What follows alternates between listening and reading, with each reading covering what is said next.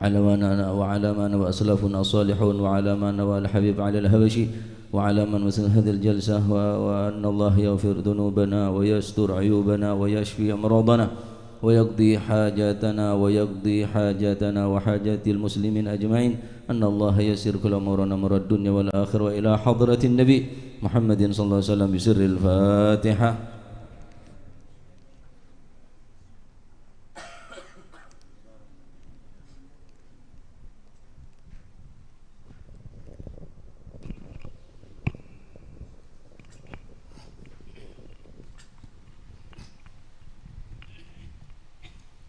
يا ربي صل على محمد شرف بدر في الكون يا شرف.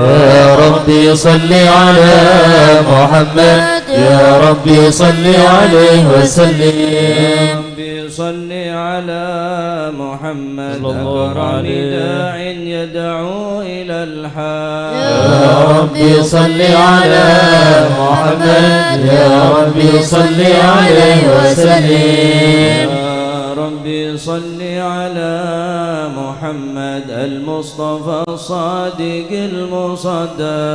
يا ربي صل على محمد يا ربي صل عليه وسلم. يا ربي صل على محمد حل الورى منطقا وصدا. يا ربي صل على محمد يا ربي صل عليه وسلم. صل على محمد أفضل من بالتقى تحقق.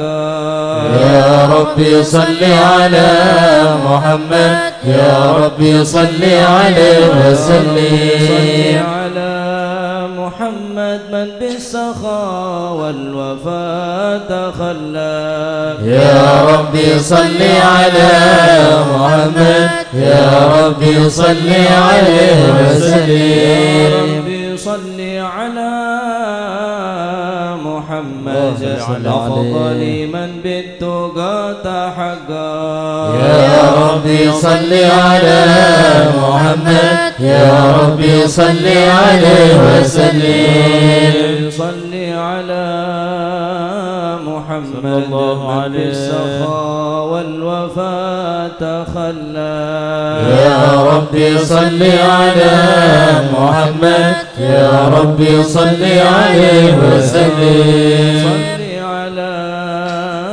محمد واجمع من الشمل ما تفرق. يا ربي صل على محمد يا ربي صل عليه وسلم. صل على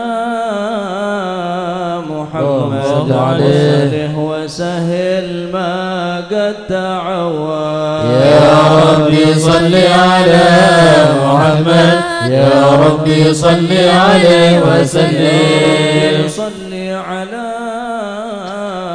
محمد وافتح من الخير كل مغلق. يا ربي صل على محمد يا ربي صل عليه وسلم. صل على محمد وآله ومن بالنبي تعلق. يا ربي صل على محمد يا ربي صل عليه وسلم. صل على محمد وآله ومن للحبيب يعشق. يا ربي صل على محمد يا ربي صل عليه وسلم. صل على محمد ومن بحبل النبي توثق. يا ربي صل على محمد يا ربي صل عليه وسلم. صل على محمد صل عليه وسلم. يا ربي صل على محمد يا ربي صل عليه وسلم. اللهم صل وسلم وبارك عليه. أعوذ بالله من الشيطان الرجيم. بسم الله الرحمن الرحيم. فتحنا لك فتحا مبينا ليغفر لك الله ما تقدم من ذنبك وما تأخر ويتم نعمته عليك ويهديك صراطا مستقيما وينصرك الله نصرا عزيزا لقد جاءكم رسول من أنفسكم عزيز عليه ما عنتم حريص عليكم بالمؤمنين رؤوف رحيم فإن تولوا فقل حسبي الله لا إله إلا هو عليه توكلت وهو رب العرش العظيم يا عظيم إن الله وملائكته يصلون على النبي يا أيها الذين آمنوا صلوا عليه وسلموا تسليما اللهم صل وسلم وبارك عليه. السلام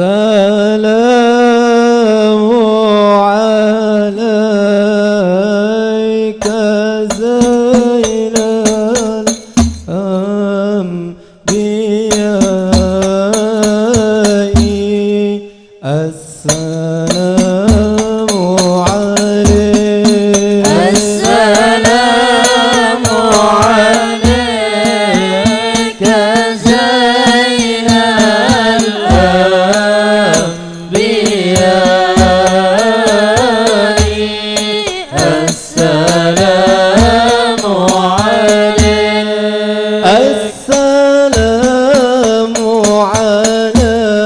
السلام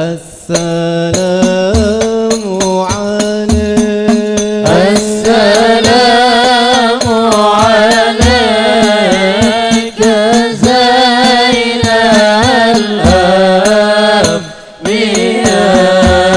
السلام عليك السلام عليك السلام عليك السلام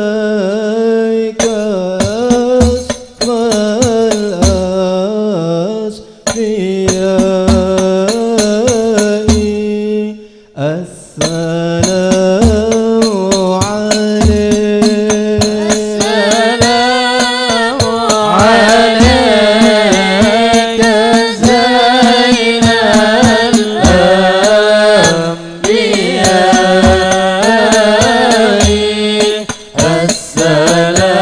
السلام عليك السلام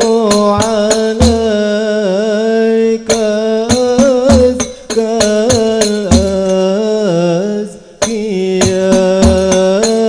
الأزكياء السلام عليك السلام عليك زين الأنبياء السلام عليك السلام عليك زين الأنبياء السلام عليك السلام عليك أتقى الأتقياء السلام عليك السلام عليك زين الأنبياء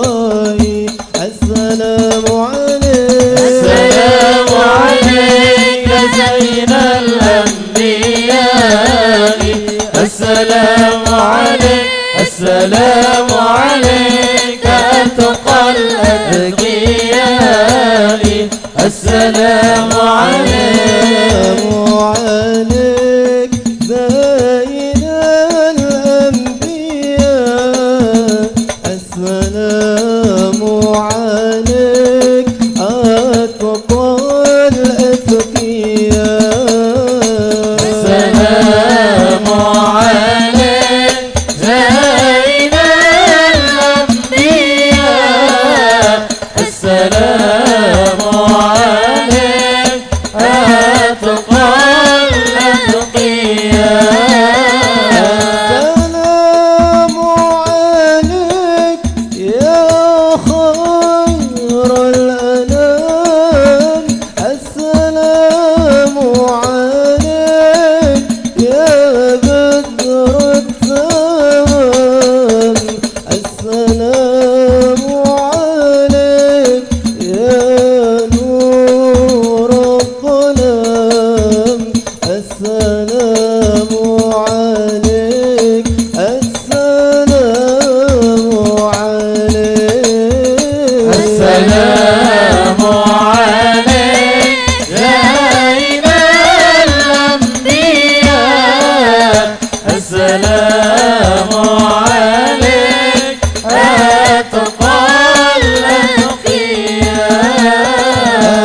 السلام على المشفع في القيامة السلام على المضلل بالغمامة السلام على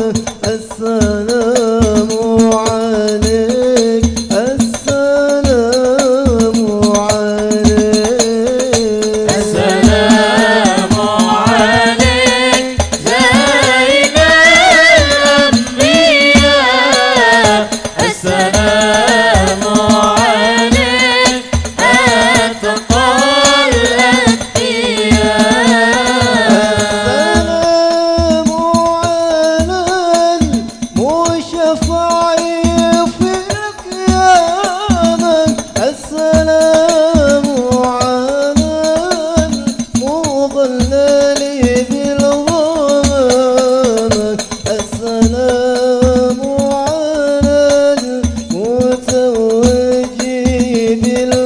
بالكرامة السلام عليك السلام عليك السلام عليك زين الأنبياء السلام عليك أتقى الأتقياء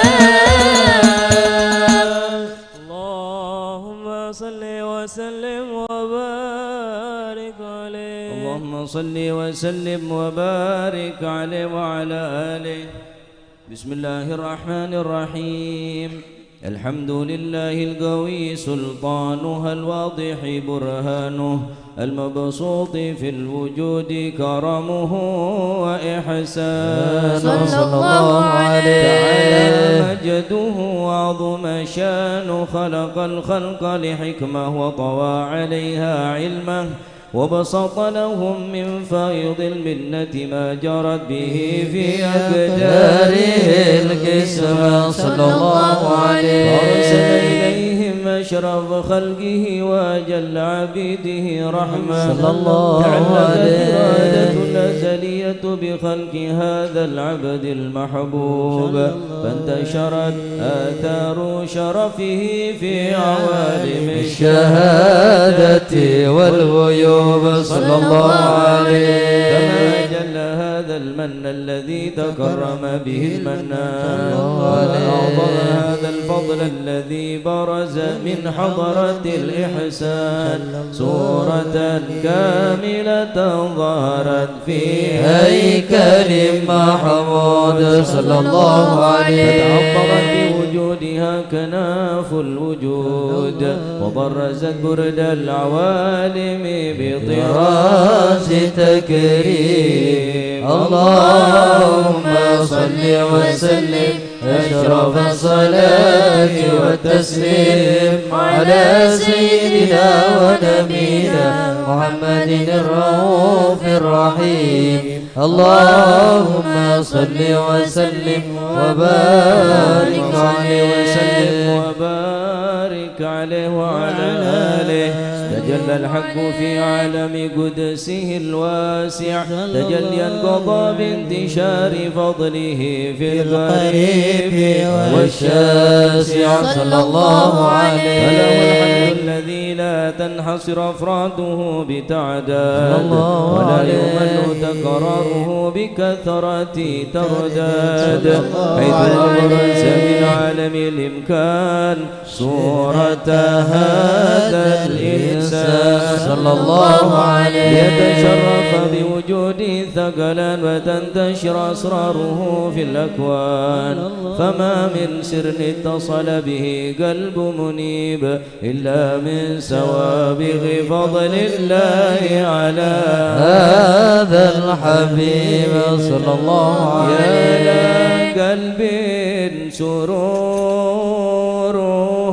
قد تولى يا لقلب سروره قد تولى بحبيب عمال أنا ما ناولا بحبيب عمال أنا ما ناولا يا قلبي سروره قد تولى يا لقلبي سروره قد تولى بحبيب عمان أنا ما ناولا بحبيب عمان أنا ما ناولا من شرف الوجود بنور جل من شرف الوجود بنور غمر الكون بهجة وجملا غمر الكون بهجة وجملا على قلب سروره قد تولى يا لقلب سروره قد تولى بحبيب عمان أنا ما ناولا بحبيب عمان أنا ما ناولا ترك في الحسن أعلى مقامين قد ترك في الحسن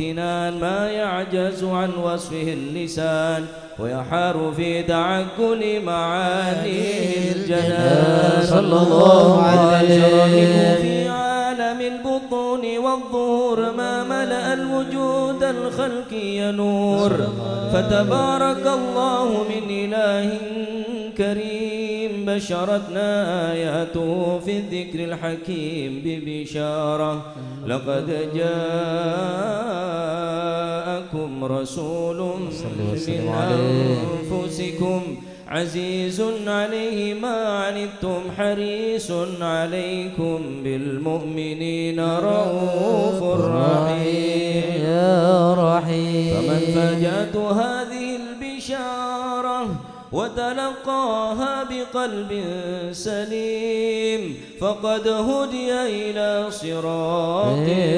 مستقيم اللهم صل وسلم أشرف الصلاة والتسليم على سيدنا ونبينا محمد الرؤوف الرحيم اللهم صل وسلم وبارك عليه اللهم صل وسلم وبارك عليه صلى الله عليه وأشهد أن لا إله إلا الله وحده لا شريك له شهادة تعرف بها اللسان عما تضمنه الجنان من التصديق بها والإذعان صلى الله عليه في الصدور من الإيمان قواعد وتلوح على أهل اليقين من سر ذلك الإذعان وتصديق الشواهد صلى الله عليه وأشهد أن سيدنا محمد العبد الصادق في قوله وفعله والمبلغ عن الله ما أمره بتبليغه لخلقه من فرده ونفله عبد أرسله الله للعالمين بشيرا ونذيرا صلى الله عليه فبلغ الرسالة وأدى الأمانة وهدى الله به من الأمة بشرا كثيرا فكان في ظلمة الجهل للمستبصرين سراجا وقمرا منيرا صلى الله عليه أعظمها من منة تكرم الله بها على البشر وما أوسعها من نعمة انتشر سرها في البحر والبر اللهم صل وسلم بأجل الصلوات وأجمعها وأزكى التحيات وأوسعها على هذا العبد الذي وفى بحق العبودية صلى الله عليه وبرز فيها في خلعة الكمال وقام بحق الربوبية في مواتن الخدمة لله وأقبل عليه غاية الإقبال صلى الله عليه يتصل بها روح المصلي عليه اللهم صل وسلم عليه في قلبه نور سر تعلقه به وحبه ويكتب بها بعناية الله في حسبه وعلى آله وصحبه الذين ارتقوا صهوة المسجد بقربه صلى الله عليه على الشرف الأصلي بوده وحبه ما أعطر الأكوان بنشر ذكراهم نسيم اللهم صل وسلم أشرف الصلاة والتسليم على سيدنا ونبينا محمد الرؤوف الرحيم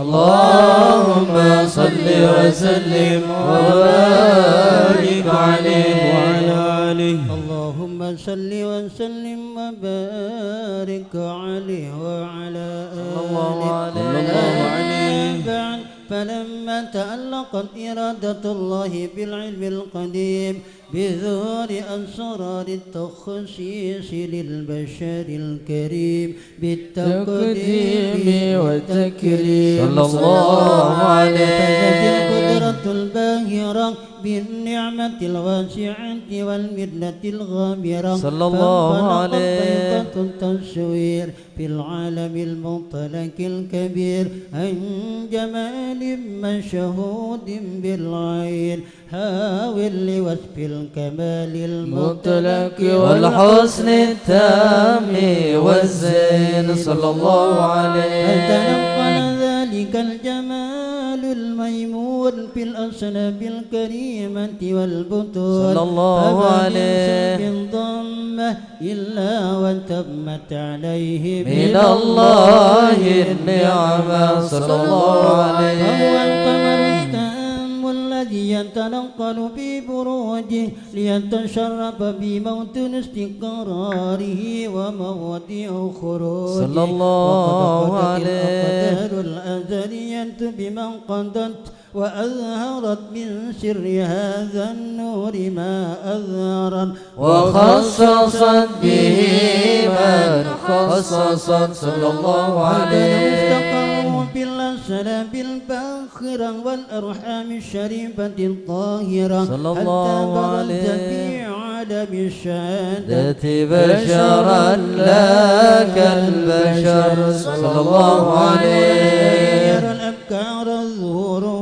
وبهر فتعلقت همة الراكب لهذه الحروف صلى الله عليه هذا القرطاس ما هو لديه من عجائب ذلك النور معروف صلى الله عليه وإن كانت الألسن لن تبي بعشر معشار أوصاف بذلك الموصوف صلى الله تشويقا عليه للسامعين من خواص المؤمنين وترويحا للمتعلقين بهذا النور المبين صلى الله عليه فأن تعرب الأقلام عن شؤون خير الأنام صلى الله عليه ولكن أنزل إلى تدوين ما حفظته من أشرف المخلوقين وما أكرمه الله به في مولده من الفضل الذي عم العالمين صلى الله عليه وبقيت درايات بالكون منشورة على مر الأيام والشهور والسنين صلى الله عليه التعلق بهذه الحضرة الكريمة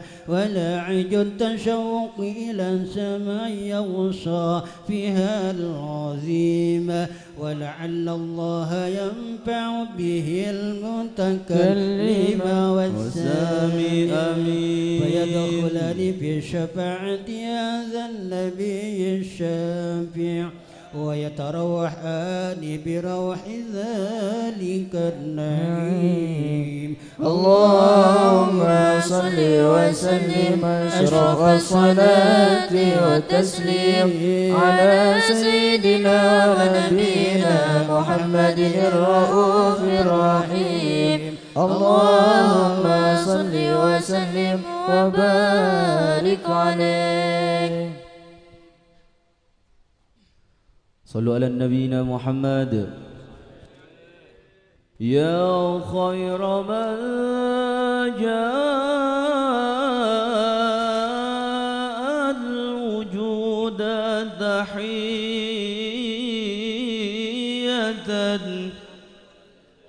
يا خير من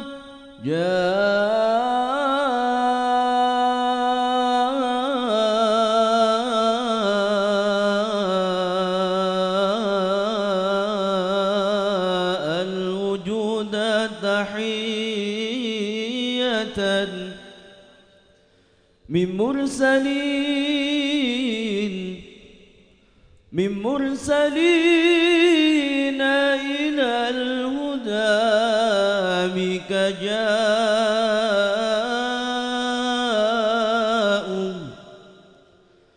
بك بشر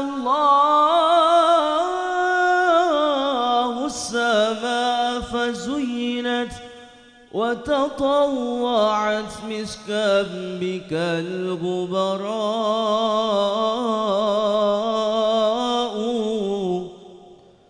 زانت بالخلق العظيم شمائل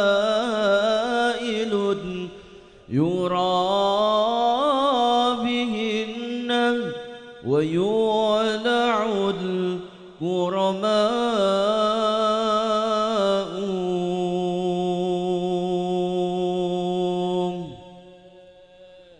يا حبيبنا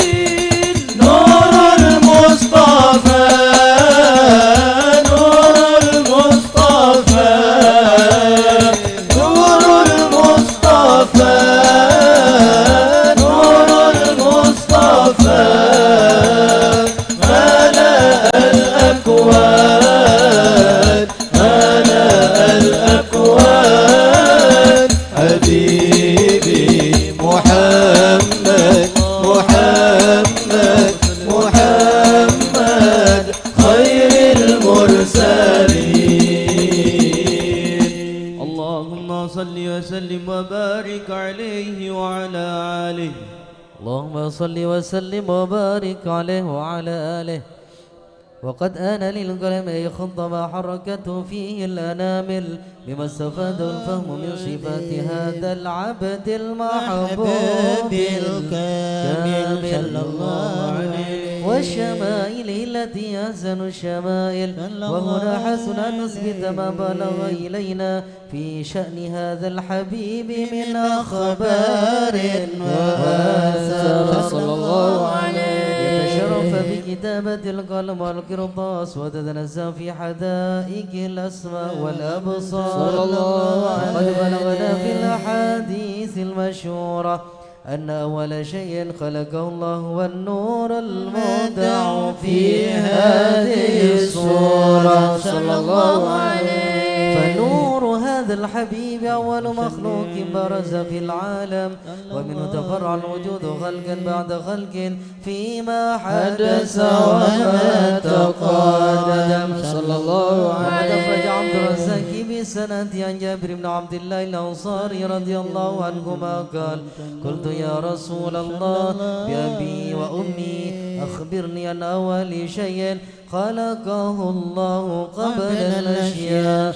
قال يا جابر إن الله خلق قبل الأشياء نور نبيك محمد صلى الله عليه وسلم بالنور صلى الله عليه. وقد ورد من حديث أبي هريرة رضي الله عنه أنه قال: قال رسول الله صلى الله عليه وسلم: كنت أول النبيين في الخلق وآخرهم في البعث صلى الله عليه. حتى تأتي الرواية بأنه أول الخلق وجودا وأشرفهم مولودا. ولما كانت السعادة الأبدية لها ملاحظة خفية اختصت من شاد من البرية بكمال الخصوصية صلى الله عليه. فاستودعت هذا النور المبين أصلاب وبطن من شرفته من العالمين، فتنقل هذا النور من صلب آدم ونوح وإبراهيم حتى أوصلته يد العلم القديم إلى من خصصته بالتكريم أبيه الكريم عبد الله بن عبد المطلب ذي القدر العظيم، وأمه التي هي في المقام في آمنة السيدة الكريمة آمنة. فتلقاه صلب عبد الله فألقاه إلى بطنها صلى الله عليه. وضمت أشياؤها بمعونة الله محافظة على حق هذه الذرة وصونها، فحملته برعاية الله كما ورد عنها حملا خفيفا لا تجد له ثقلا ولا تشكو منه ألما ولا عللا، حتى مر الشهر بعد الشهر من حمله وقرب وقت بروزه إلى عالم الشهادة لتنبسط على أهل هذا العالم فيوضات فضله وتنتشر في آثار مجده الصميم. اللهم صل وسلم أشرف الصلاة والتسليم على سيدنا ونبينا محمد الرؤوف الرحيم. اللهم صل وسلم وبارك عليه. اللهم صل وسلم وبارك عليه. وموضع لقلبه هذه الدرة المكنونة والجوهرة المسونة، والكون كله يصبح ويمسي في سرور وابتهاج صلى الله عليه. قرب دور إشراك هذا السراج، والعيون متشوفة إلى بروز متشوقة إلى التقاط جواهر كنوز صلى الله عليه. وكل دابة لقريش نطقت بفصيح العبارة معلنة بكمال البشارة، وما من حمل حملا في ذلك العام إلا أتت في حملها بغلام من بركات وسعادة هذا الإمام صلى الله عليه. ولم تنازل الأرض والسماوات متضمخة بمدر الفرح بملاقاة أشرف البريات صلى الله عليه من عالم الخفاء إلى عالم الظهور بعد تنكله في البطون والظهور صلى الله عليه. فأنهر الله في الوجود بهجة التكريم وبسط في العالم الكبير مائدة التشريف والتعظيم ببروز هذا البشر الكريم. اللهم صل وسلم أشرف الصلاة والتسليم على سيدنا ونبينا محمد الرؤوف الرحيم. اللهم صل وسلم وبارك عليه.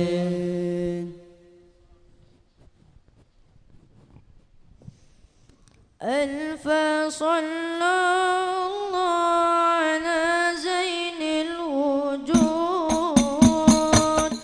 من سكى طيبا وخيم في زرود.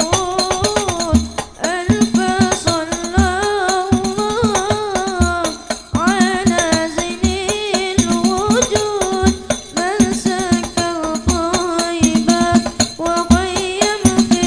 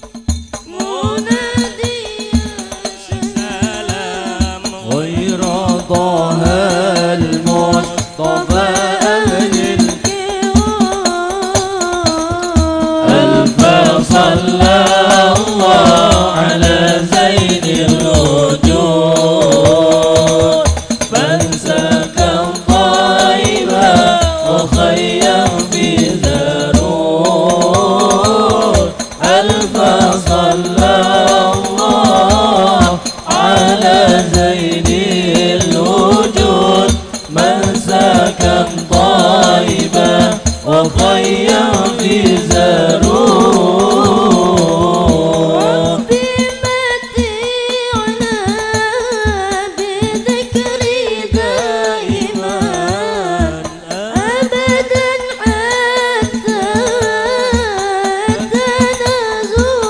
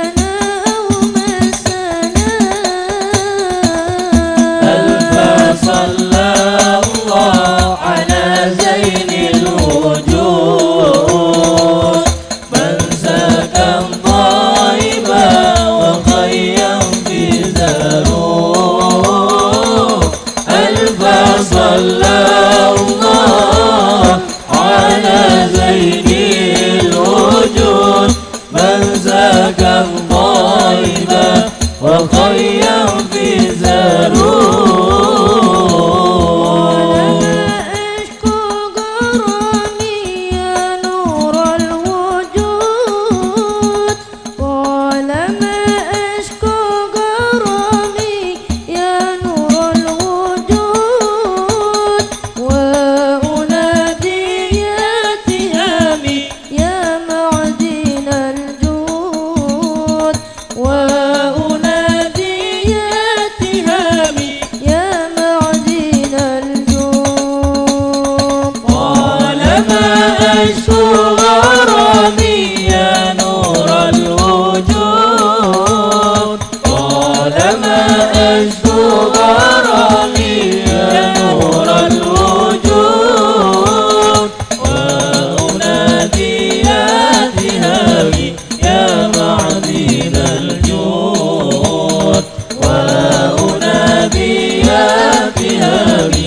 يا معدن الجود الذي أقصى مرامي أعظم الشهود منيتي أقصى مرامي أعظم الشهود وأرباب السلام وأرباب السلام يا زكي الجدود وأرباب السلام يا زكي الجدود طالما أشكو غرامي يا نور الوجود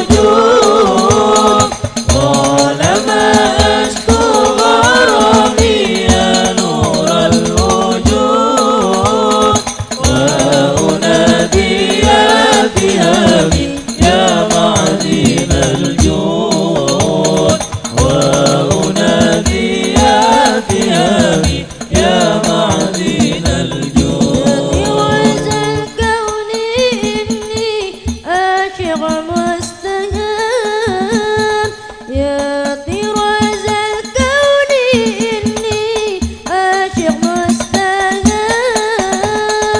مغرم والمدعو فني يا بدر التمام مغرم والمدعو فني يا بدر التمام طالما أشكو غرامي يا نور الوجود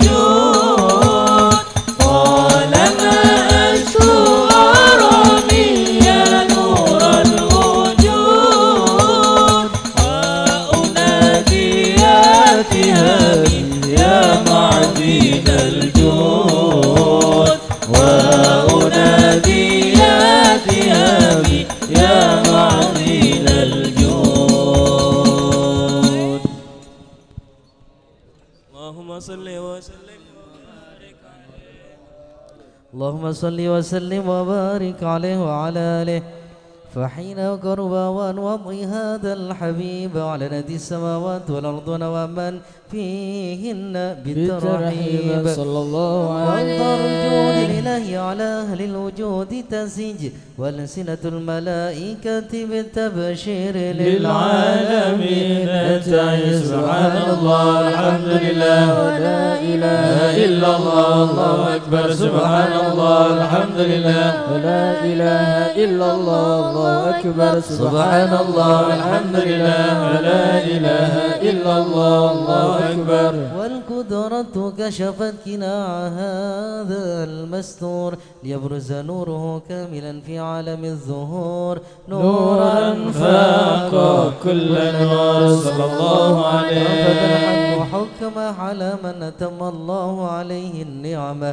من خواص الأمة أن يحضر عند وضعه تأنيسا لجنابها المسعود ومشاركة لها في هذا السماد الممدود صلى الله عليه بتوفيق الله سيدة مريم والسيدة آسيا ومعهما من الحور العين من قسم الله له من الشرف بالقسمة الوافية صلى الله وتنوت الذي على حضوره وجود هذا المولود فانفلق صبح الكمال من النور عن عمود وبرز الحامد المحمود مذعنا لله بالتعظيم والسجود صلى الله على محمد صلى الله عليه وسلم صلى الله على محمد صلى الله عليه وسلم اللهم صل على محمد ومولانا محمد.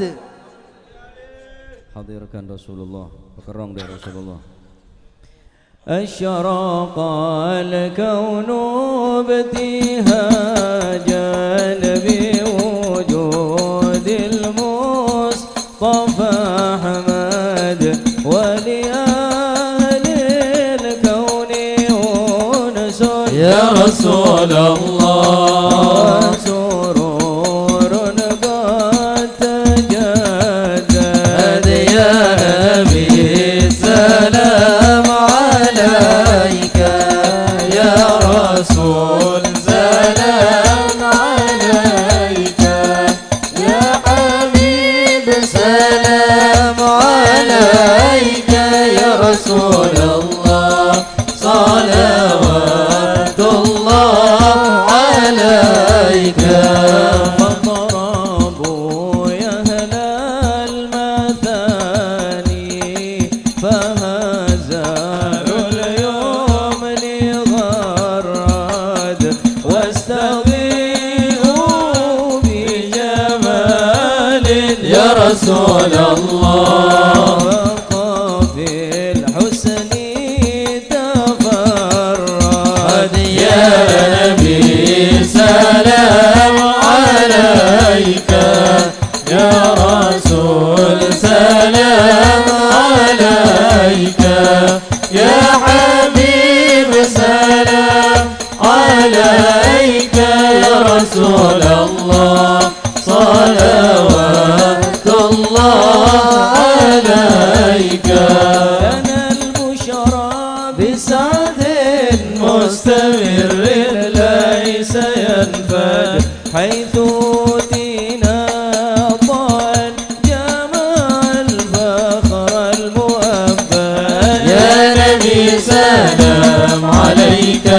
يا رسول سلام عليك يا حبيب سلام عليك صلوات الله عليك لربي كل حمد جل أن يحصره العد إذ حبانا بوجود المصطفى الهادي محمد يا نبي سلام عليك يا رسول سلام عليك يا حبيب سلام عليك صلوات الله عليك فلربي كل حمد جل أن يحصره العاد إذ حبانا بوجود المصطفى الهادي محمد يا نبي سلام عليك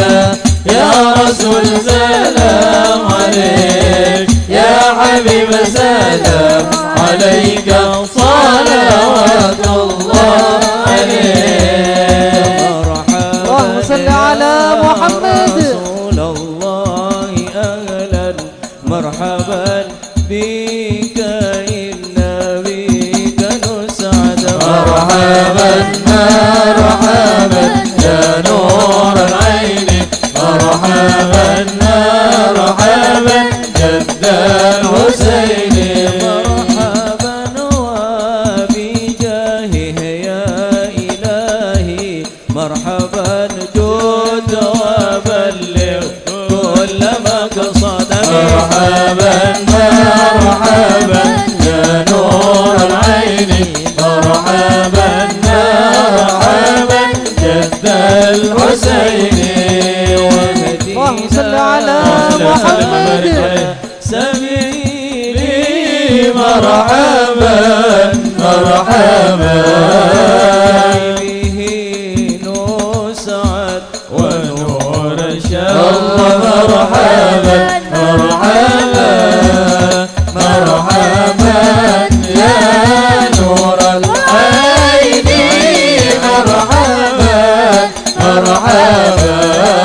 مرحبا جد الحسين الله مرحبا مرحبا ربي بلغنا بجاهه مرحبا مرحبا في جوار خير مقعد الله مرحبا مرحبا مرحبا يا نور العين مرحبا مرحبا مرحبا جد الحسين الله مرحبا مرحبا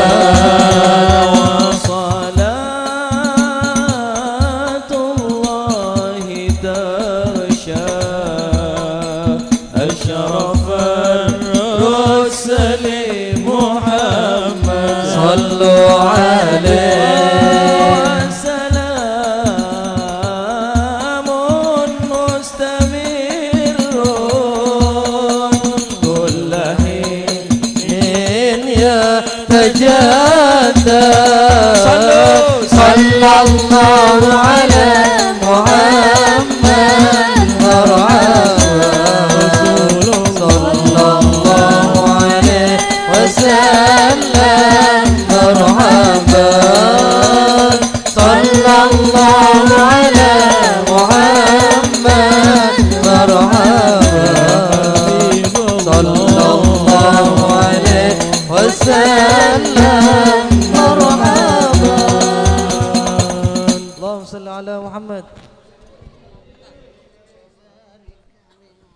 اللهم صل وسلم وبارك عليه وحين برز صلى الله عليه وسلم من بطن أمه برز رافعا طرفه إلى السماء مؤمنا بذلك الرفع إلى أن له شرفا على مجده والسماء صلى الله عليه وكان وقت مولد سيد الكونين من الشهور شهر ربيع الأول ومن الأيام يوم الاثنين وموضع ولادته وقبره بالحرمين وقد ورد أنه صلى الله عليه وسلم ولد مختونا مكحولا مقطوع السر صلى الله عليه ذلك لشرفه عند الله عيد القدرة ومع بروزه إلى هذا العالم ظهر من العجائب ما يدل على أنه أشرف المخلوقين وأفضل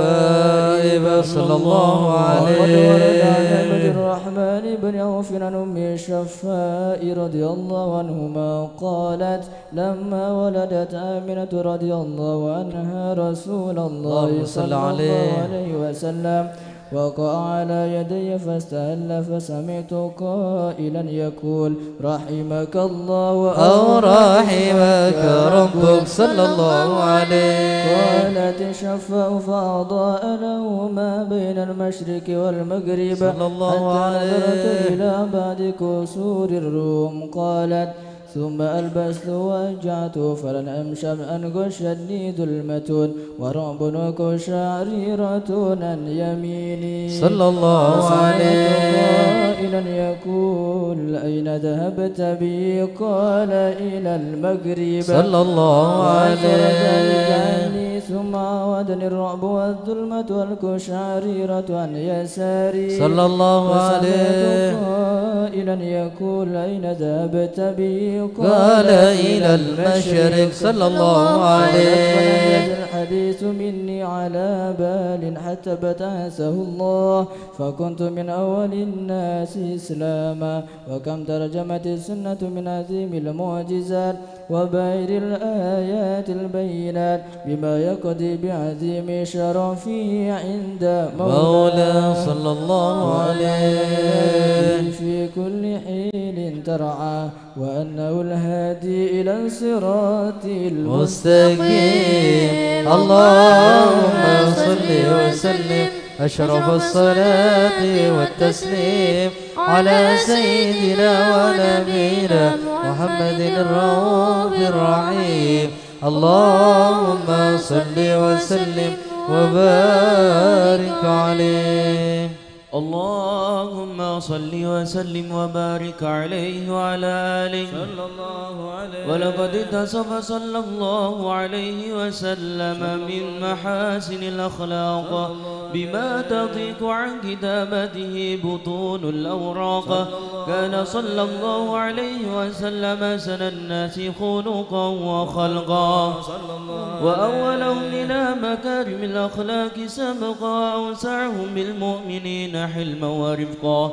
برا رؤوفا لا يكون ولا يفعل إلا معروفا صلى الله عليه. له الخلق السهل واللفظ المحتوي على المعنى الجازم. إذا دعاه المسكين وجابه إجابة معجلة. الشفيق الرحيم باليتيم والأرملة. وله مع سهولة أخلاقه الهيبة القوية التي ترتعد منها فرائص العقياء من البرية. ومن نشر طيبه تعطرت الطرق والمنازل وبأرف ذكره تطيبت المجالس والمحافل صلى الله عليه. وهو صلى الله عليه وسلم جامع عليه. الصفات الكمالية والمنفرد في خلقه وخلقه بأشرف خصوصية. فما من خلق في البرية محمود إلا وهو متلقى عن زين الوجود صلى الله عليه. أجملت في وصف الحبيب وشأنه وله العلا في مجده ومكانه. صلى الله أوصاف عز قد تعالى مجدها أخذت على نجم السها بعنانه. صلى الله عليه. وقد انبسط القلم في تدوين ما أفاده العلم من وقائع مولد النبي الكريم وحكاية ما أكرم الله به هذا العبد المقرب من التكريم والتعظيم والخلق العظيم صلى الله عليه. فحسن مني أن أمسك عنة الأقلام في هذا المقام وأقرأ السلام على سيد الأنام. السلام عليك أيها النبي ورحمة الله وبركاته. السلام عليك أيها النبي ورحمة الله وبركاته. السلام عليك أيها النبي ورحمة الله وبركاته.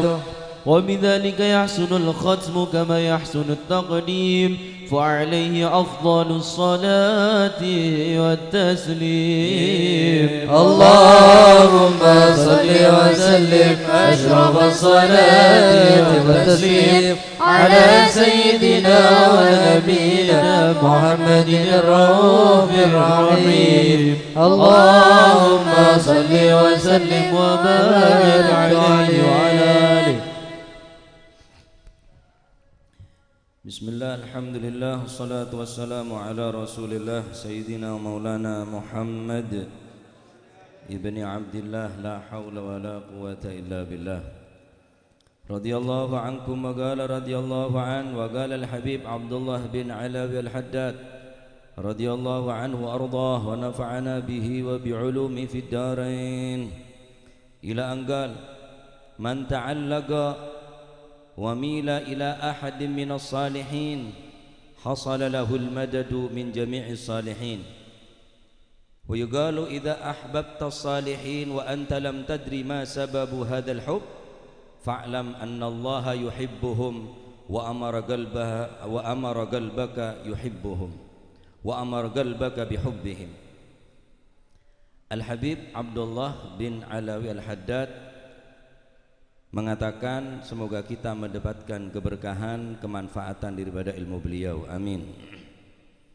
Man ta'allaqa, barang siapa yang hatinya bergantung, terhubung, wamila, dan hatinya tadi itu cenderung, bukan hanya terhubung tapi mil, malah yamilu, ada kecenderungan, ada keterkaitan antara seseorang ila ahadin minas salihin, kepada salah satu daripada orang yang soleh. Siapa orang yang soleh? Man huwa saleh? Man gama bihuquqillahi wa huquqi ibadih. Yang dimaksud dengan orang yang soleh adalah orang yang melaksanakan hak-hak Allah dan hak-hak hamba-hamba daripada hambanya Allah Subhanahu wa ta'ala. Hatinya bergantung. Orang agentong nikah tak bisa mandeman. Contoh beda orang atena tergantung ke masjid.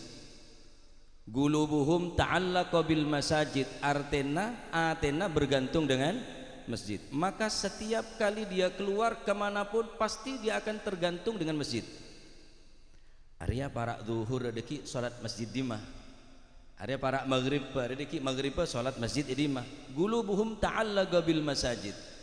Sebenarnya juga orang ada hubungan erat ta'alluq dengan orang yang soleh. Bukan hanya sekedar ta'alluq, bukan hanya sekedar bergantung, akan tetapi ada kecenderungan.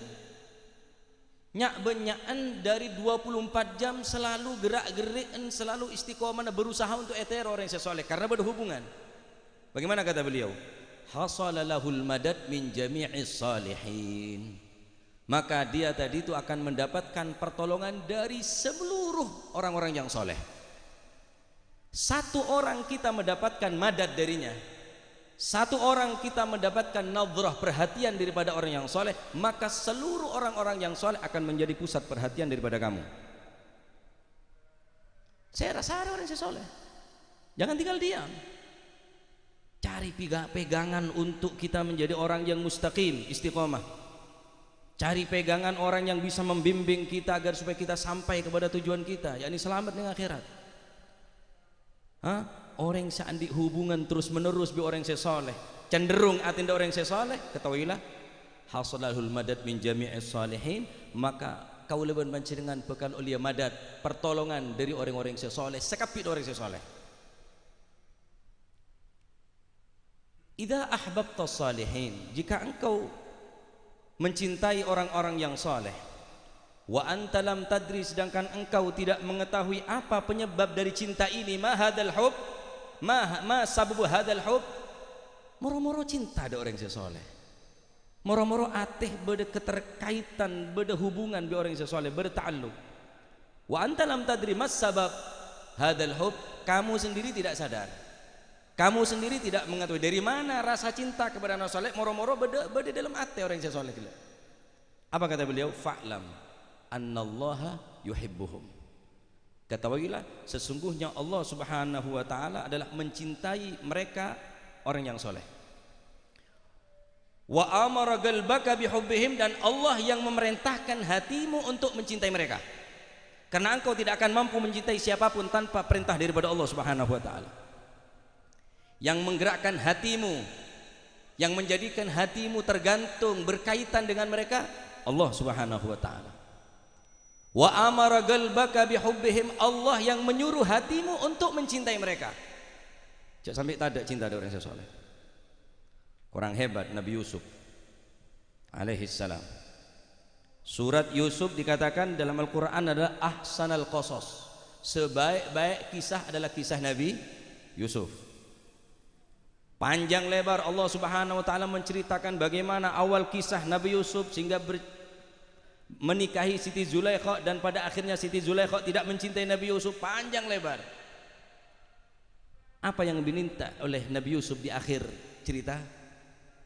Tawaffani musliman wa alhiqni bisalihin. Kurang soleh Nabi Yusuf. Ya Allah, matikan aku dalam keadaan Islam, dan aku kelak di akhirat kumpulkan dengan mereka orang-orang yang soleh. Kurang soleh Nabi Yusuf. Nabi Ibrahim alaihissalam yang selalu dipanjatkan kepada Allah Subhanahu wa ta'ala doanya sehingga diabadikan dalam Al-Quran, Rabbi habli minas salihin.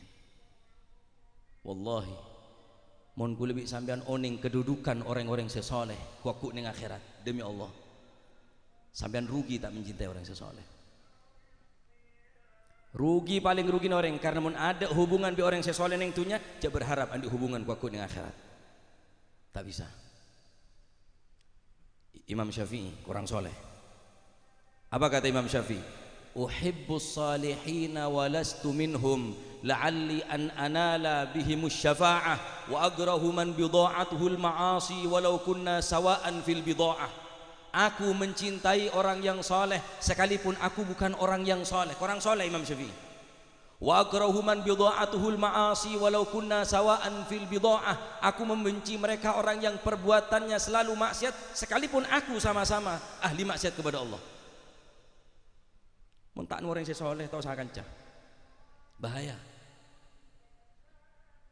Al-Imam Syekh Abu Bakar bin Salim mengatakan, man ta'allaqa bizziyan nalal aman watma'an wa man ta'allaqa bizziyan nalal aman watma'an wa yudriku ma la yudriku ahluz zaman. Kata Imam Syekh Abu Bakar bin Salim mengatakan, barang siapa yang mencintai, barang siapa yang mempunyai ta'alluq hubungan, man ta'allaqa bizziyan, barang siapa yang mempunyai hubungan dengan orang-orang yang baik, orang-orang yang zian, fokus kelakokna, fokus ibadahna, fokus taat kepada Allah Subhanahu wa taala. Pertama, nalal aman, akan mendapatkan keamanan. Watma'an, akan mendapatkan ketenangan, kenyamanan. Wa yudriku ma la yudriku ahluz zaman, dan dia akan mendapatkan apa yang tidak didapatkan oleh penduduk zaman ini. Akan mendapatkan madad, pertolongan, akan mendapatkan asrar, cahaya-cahaya anwar, rahasia-rahasia daripada Allah Subhanahu wa taala. Setiap begini penduduk zaman nikah, mungkin orang pada sibuk maksiat, ki beda orang terhubung kelaban orang yang soleh.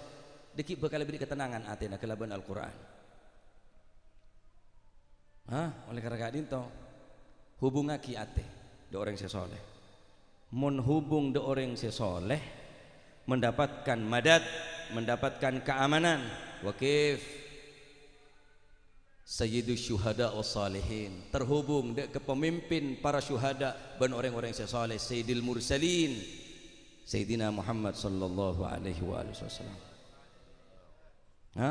Nyari tempat sebisa menghubungkan dekat Rasulullah. Nyari orang sebisa menghubungkan dekat Rasulullah.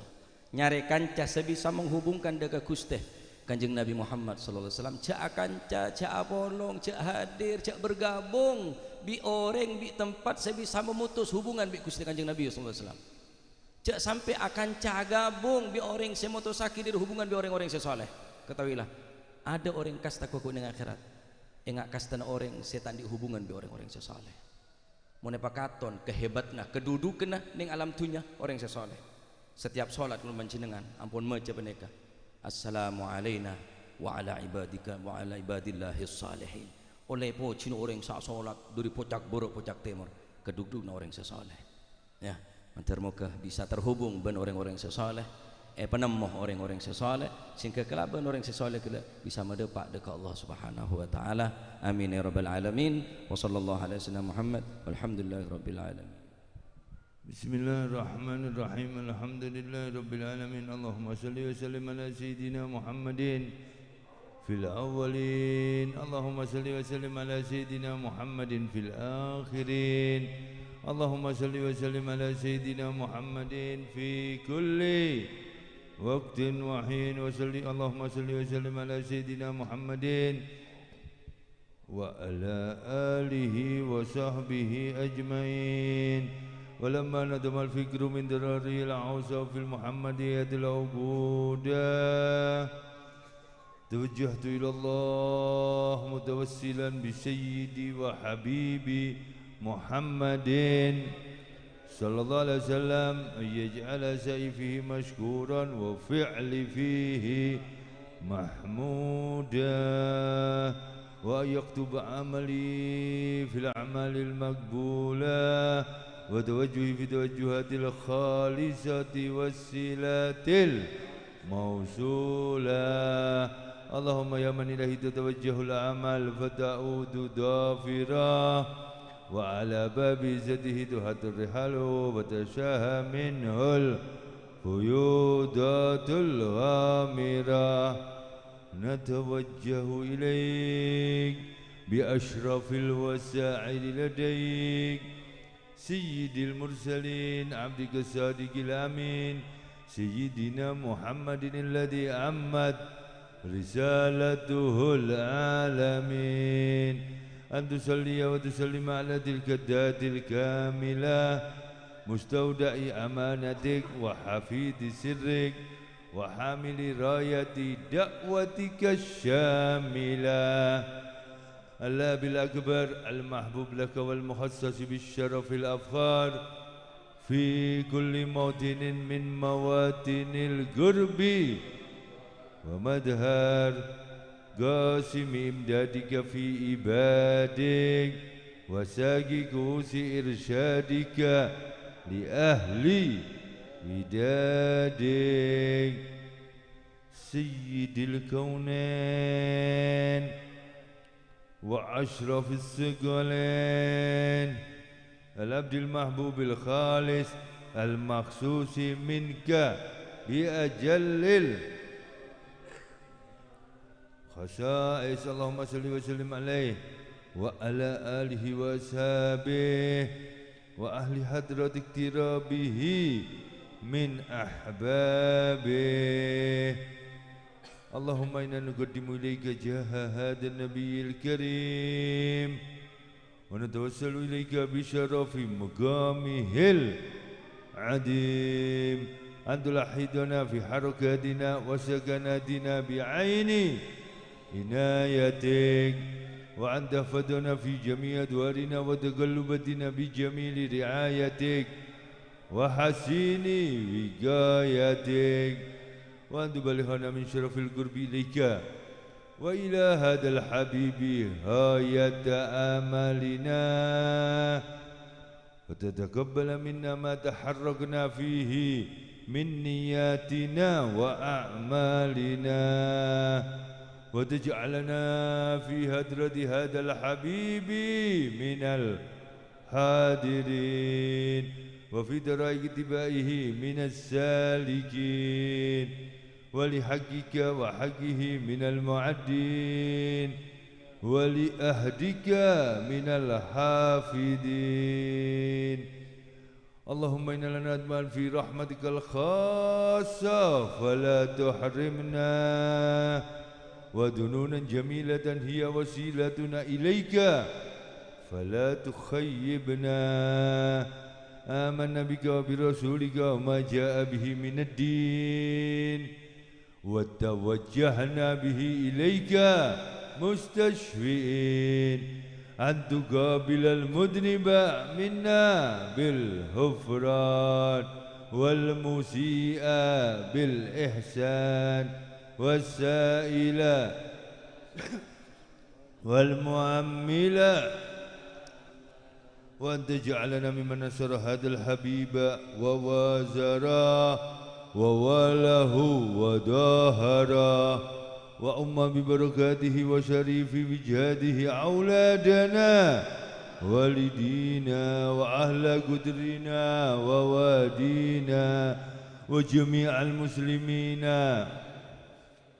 والمؤمنين والمؤمنات في جميع الجهاد وأدم راية الدين القويم في جميع الأقطار منشورا ومعالم الإسلام والإيمان بأهلها معمورا معنى وزورا واكشف اللهم كربة المكروبين واقضي دين المدينين واغفر للمذنبين وتقبل توبة التائبين وانشر رحمتك على عبادك المؤمنين أجمعين واكفي شر المعتدين والظالمين وابسط العدل بولاد الحق في جميع النواحي والأقطار وأيدهم بتأييد من عندك ونصر على المعاندين من المنافقين